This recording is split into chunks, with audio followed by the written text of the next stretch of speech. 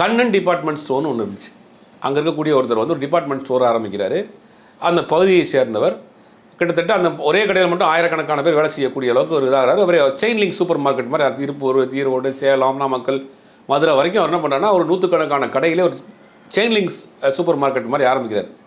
அந்த பகுதியில் நிறைய குறைந்த விலையில் தரமான பொருளை கொடுக்குறாரு. அப்போ ஈரோட்டில் வந்து ரிலையன்ஸ் நிறுவனம் வந்து அங்கே கால் பதிக்கிறான். அவங்களால competition Kannan department store competition பண்ண முடியல. அப்போ என்ன பண்ணுறாங்கன்னா இந்த கண்ணன் டிபார்ட்மெண்ட் ஸ்டோரில் பல கோடி ரூபாய்க்கு விலைக்கு வாங்குறான்.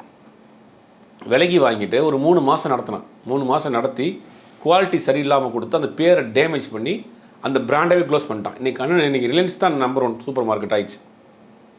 இது யாருடைய அதானி அம்பானி யாருடைய கண்ட்ரோலு?